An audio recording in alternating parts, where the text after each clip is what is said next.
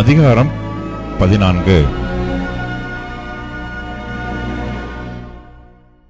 கர்த்தர் மோசேயை நோக்கி, நீங்கள் திரும்பி மிக்தோலுக்கும் சமுத்திரத்துக்கும் நடுவே பாகால் சபோனுக்கு முன்பாக இருக்கிற ஈரோத் பள்ளத்தாக்கின் முன்னடியில் பாளையமிறங்க வேண்டும் என்று இஸ்ரவேல் புத்திரருக்கு சொல்லு. அதற்கு எதிராக சமுத்திரக்கரையிலே பாளையமிறங்குவீர்களாக. அப்பொழுது பார்வோன் இஸ்ரவேல் புத்திரரை குறித்து, அவர்கள் தேசத்திலே திகைத்து திரிகிறார்கள், வனாந்திரம் அவர்களை அடைத்து போட்டது என்று சொல்லுவான். ஆகையால் பார்வோன் அவர்களை பின்தொடரும்படிக்கு நான் அவன் இருதயத்தை கடினப்படுத்தி, நானே கர்த்தர் என்பதை எகிப்தியர் அறியும்படி பார்வோனாலும் அவனுடைய எல்லா இராணுவத்தாலும் மகிமைப்படுவேன் என்றார். அவர்கள் அப்படியே செய்தார்கள். ஜனங்கள் ஓடிப்போய் விட்டார்கள் என்று எகிப்தின் ராஜாவுக்கு அறிவிக்கப்பட்டபோது, ஜனங்களுக்கு விரோதமாக பார்வோனும் அவன் ஊழியக்காரரும் மனம் வேறுபட்டு, நமக்கு வேலை செய்யாதபடிக்கு நாம் இஸ்ரவேலரை போகவிட்டது என்ன காரியம் என்றார்கள். அவன் தன் ரதத்தை பூட்டி தன் ஜனங்களை கூட்டிக் கொண்டு பிரதானமான 600 ரதங்களையும் எகிப்திலுள்ள மற்ற சகல ரதங்களையும் அவைகள் எல்லாவற்றிற்கும் அதிபதிகளான வீரரையும் கூட்டிக் கொண்டு போனான். கர்த்தர் எகிப்தின் ராஜாவாகிய பார்வோனின் இருதயத்தை கடினப்படுத்தினார். அவன் இஸ்ரவேல் புத்திரரை பின்தொடர்ந்தான். இஸ்ரவேல் புத்திரர் பலத்த கையுடன் புறப்பட்டு போனார்கள். எகிப்தியர் பார்வோனுடைய சகல குதிரைகளோடும் ரதங்களோடும் அவனுடைய குதிரை வீரரோடும் சேனைகளோடும் அவர்களை தொடர்ந்து போய் சமுத்திர தண்டையிலே பாகால் சபோனுக்கு எதிரே இருக்கிற ஈரோத் பள்ளத்தாக்கின் முன்னடியிலே பாளையமிறங்கி இருக்கிற அவர்களை கிட்டினார்கள்.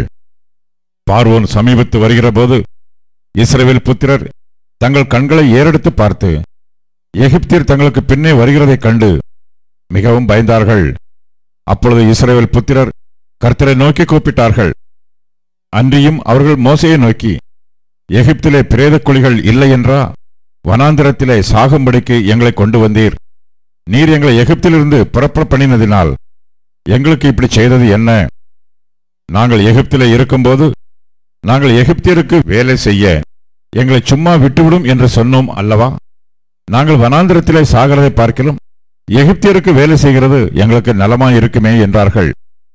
அப்பொழுது மோசே ஜனங்களை நோக்கி, பயப்படாதிருங்கள், நீங்கள் நின்று கொண்டு இன்றைக்கு கர்த்தர் உங்களுக்கு செய்யும் ரட்சிப்பை பாருங்கள். இன்றைக்கு நீங்கள் காண்கிற எகிப்தியரை இனி என்றைக்கும் காணமாட்டீர்கள். கர்த்தர் உங்களுக்காக யுத்தம் பண்ணுவார், நீங்கள் சும்மா இருப்பீர்கள் என்றான். அப்பொழுது கர்த்தர் மோசேயை நோக்கி, நீ என்னிடத்தில் முறையிடுகிறது என்ன? புறப்பட்டு போங்கள் என்று இஸ்ரவேல் புத்திரருக்கு சொல்லு. நீ உன் கோலை ஓங்கி உன் கையை சமுத்திரத்தின் மேல் நீட்டி சமுத்திரத்தை பிளந்துவிடு. அப்பொழுது இஸ்ரவேல் புத்திரர் சமுத்திரத்தின் நடுவாக வெட்டான் தரையிலே நடந்து போவார்கள். எகிப்தியர் உங்களை பின்தொடர்ந்து வரும்படி நான் அவர்கள் இருதயத்தை கடினப்படுத்தி பார்வோனாலும் அவன் ரதங்கள் குதிரை வீரர் முதலாகிய அவனுடைய எல்லா இராணுவத்தாலும் மகிமைப்படுவேன். இப்படி நான் பார்வோனாலும் அவன் ரதங்களாலும் அவன் குதிரை வீரராலும் மகிமைப்படும்போது நானே கர்த்தர் என்பதை எகிப்தியர் அறிவார்கள் என்றார். அப்பொழுது இஸ்ரவேலரின் சேனைக்கு முன்னாக நடந்த தேவதூதனானவர் விலகி அவர்களுக்கு பின்னாக நடந்தார். அவர்களுக்கு முன் இருந்த மேகஸ்தம்பமும் விலகி அவர்கள் பின்னே நின்றது. அது எகிப்தியரின் சேனையும் இஸ்ரவேலரின் சேனையும் இரா முழுவதும் ஒன்றோடொன்று சேராதபடி அவைகள் நடுவில் வந்தது. எகிப்தியருக்கு அது மேகமும் அந்தகாரமுமாயிருந்தது, இஸ்ரவேலருக்கோ அது இரவை வெளிச்சமாக்கிற்று. மோசே தன் கையை சமுத்திரத்தின் மேல் நீட்டினான். அப்பொழுது கர்த்தர் இரா முழுவதும் பலத்த கீழ்காற்றினால் சமுத்திரம் ஒதுங்கும்படி செய்து அதை வறண்டு போக பண்ணினார். ஜலம் பிளந்து பிரிந்து போயிற்று. இஸ்ரவேல் புத்திரர் சமுத்திரத்தின் நடுவாக வெட்டாந்தரையிலே நடந்து போனார்கள். அவர்கள் வலதுபுறத்திலும் அவர்கள் இடதுபுறத்திலும் ஜலம் அவர்களுக்கு மதிலாக நின்றது. அப்பொழுது எகிப்தியர் அவர்களை தொடர்ந்து பார்வோனுடைய சகல குதிரைகளோடும் ரதங்களோடும் குதிரை வீரரோடும் அவர்கள் பிறகாலே சமுத்திரத்தின் நடுவே பிரவேசித்தார்கள். கிழக்கு வெளுத்து வரும் ஜாமத்தில் கர்த்தர் அக்கினியும் மேகமுமான ஸ்தம்பத்திலிருந்து எகிப்தியரின் சேனையை பார்த்து அவர்கள் சேனையை கலங்கடித்து அவர்களுடைய ரதங்களிலிருந்து உருளைகள் கழலவும் அவர்கள் தங்கள் ரதங்களை வருத்தத்தோடு நடத்தவும் பண்ணினார். அப்பொழுது எகிப்தியர், இஸ்ரவேலரை விட்டு ஓடிப்போவோம், கர்த்தர் அவர்களுக்கு துணை நின்று எகிப்திற்கு விரோதமாய் யுத்தம் பண்ணுகிறார் என்றார்கள்.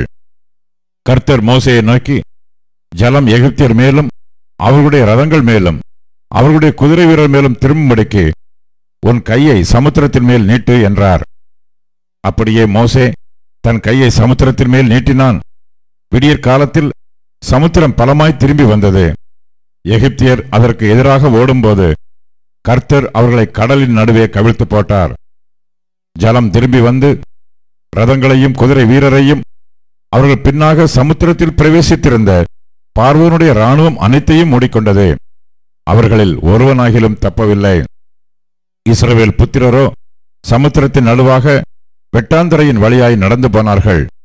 அவர்கள் வலதுபுறத்திலும் அவர்கள் இடதுபுறத்திலும் ஜலம் அவர்களுக்கு மதிலாக நின்றது.